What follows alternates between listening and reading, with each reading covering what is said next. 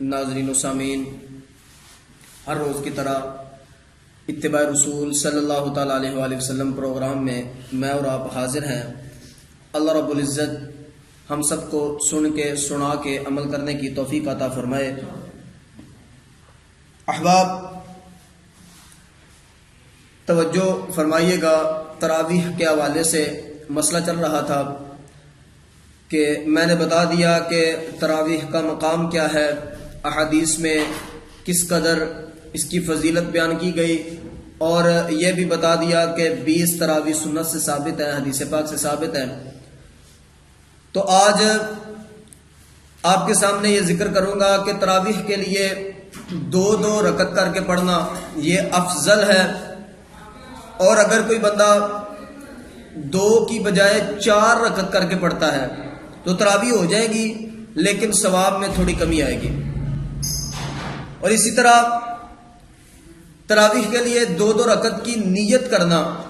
یہ بھی ٹھیک ہے۔ نیت کے حوالے سے بات یہ ہے کہ اگر کوئی بندہ 20 تراویح کی اکٹھی نیت کر لے، ایک دفعہ نیت کر لے میں 20 تراویح پڑھ رہا ہوں، بار بار 2 پر نیت نہ کرے تو اس کی نیت ہو جائے گی اور اس کی تراویح بھی ہو جائیں گی۔ اور اگر کوئی بندہ ہر 2 پہ نیت کرے گا تو یہ اولا ہے، افضل ہے۔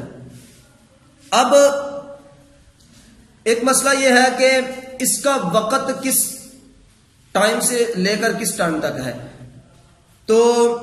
کچھ احباب سمجھتے ہیں کہ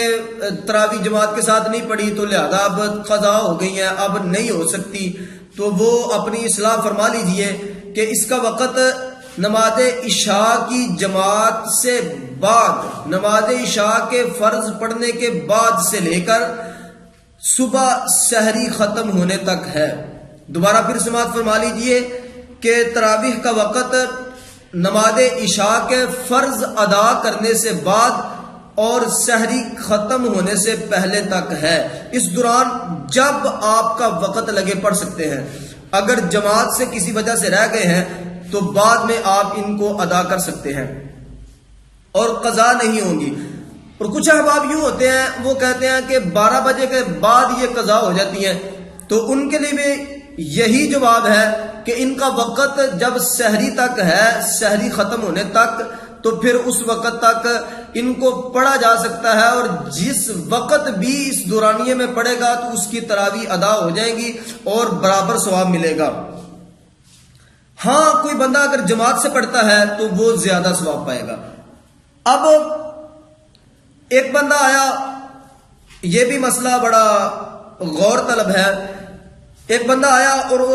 وہ لیٹ ہو گیا اور ڈائریکٹ آ کے اس نے نماز تراویح کی جماعت کھڑی تھی، آ کے تراویح میں مل گیا، نماز پڑھنی شروع کر دی اس نے، تراویح کی، تراویح مکمل ہوئی، بعد میں اب وہ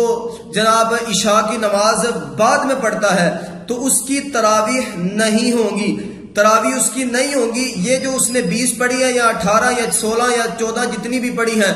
تو یہ اس کے نفل ہو جائیں گے، یہ تراویح نہیں ہوگی، تراویح نئے سرے سے پڑھنی پڑے گی۔ اور اگر کیوں، اس کی دلیل یہ ہے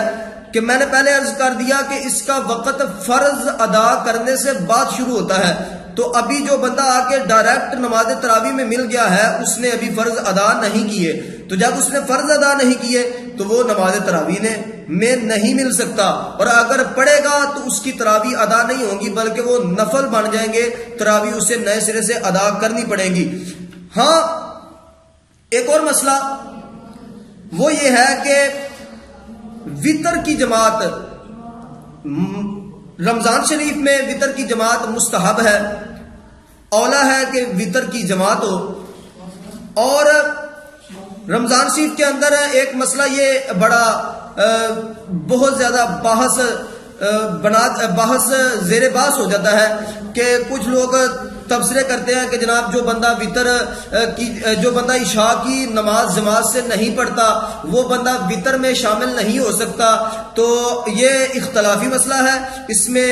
ائمہ کا اختلاف ہے، فقہائے کرام کچھ کہتے ہیں کہ جو بندہ عشاء کی نماز جماعت سے نہیں پڑھتا وہ وتر جماعت سے نہیں پڑھ سکتا، اور کچھ کہتے ہیں کہ جو بندہ عشاء کی جماعت کے ساتھ نماز نہیں ادا کرتا وہ وتر جماعت کے ساتھ پڑھ سکتا ہے۔ تو احباب اختلافی مسئلہ ہے، تو میں تو یہی کہوں گا، اور فقہائے کرام نے بھی اسی بات کی طرف ترجیح دی ہے، فرماتے ہیں کہ اگر کسی نے جماعت کے ساتھ عشاء پڑھی ہے یا نہیں پڑھی،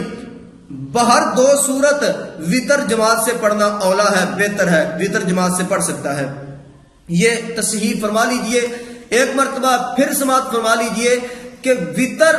کے بارے میں یہ بڑا مسئلہ بن جاتا ہے۔ لوگ کہتے ہیں کہ جس نے جماعت کے ساتھ عشاء نہیں پڑھی وہ جماعت کے ساتھ وتر نہیں پڑھ سکتا۔ تو میں یہ کہتا ہوں کہ جس نے عشاء کے ساتھ نماز پڑھی ہو یا نہ پڑھی ہو، عشاء کی نماز جماعت کے ساتھ پڑھی ہو یا نہ پڑھی ہو، بہر دو صورت وہ وتر جماعت کے ساتھ پڑھ سکتا ہے۔ اب ایک اور مسئلہ یہ ہے کہ تراویح کی نماز کی قضا واجب ہوتی ہے یا نہیں ہوتی۔ تو احباب یہ سنت مؤکدہ ہے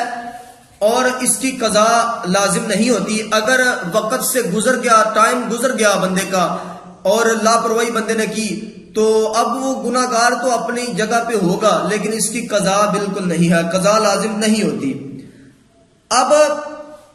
ایک اور مسئلہ یہ ہے کہ بیٹھ کر پڑھنا کیسا ہے۔ کچھ احباب بیٹھ کر پڑھتے ہیں، تھکے ہوتے ہیں، آگے بیٹھ کر پڑھنا شروع کر دیتے ہیں، تو بیٹھ کر پڑھنا جائز ہے، اور کوئی بندہ تھکاوٹ محسوس کر رہا ہے تو وہ بیٹھ کے پڑھنا چاہے تو پڑھ سکتا ہے، لیکن کھڑے ہو کے پڑھنا اولا ہے، افضل ہے۔ اور یہ رعایت بھی ہم نہیں دے سکتے کہ بیٹھ کے پڑھ لو تو کوئی مسئلہ نہیں، اگر کھڑا ہو سکتا ہے تو کھڑا ہو کے پڑھے۔ اگر وہ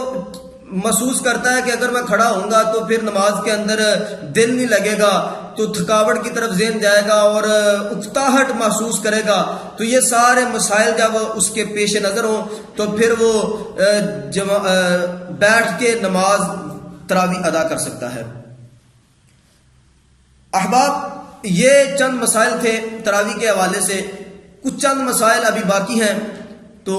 ٹائم تقریباً ہو چکا ہے۔ انشاءاللہ تبارک و تعالی اللہ رب العزت ہم سب کا حامی و ناصر ہو۔ آئندہ نشست میں جو مسائل تراویح کے حوالے سے باقیہ موجود ہیں، جو بقیہ رہ گئے ہیں، یا کچھ سوال و جواب جو احباب کی طرف سے آئیں گے، انشاءاللہ تبارک و تعالی آئندہ نشست میں بیان کروں گا۔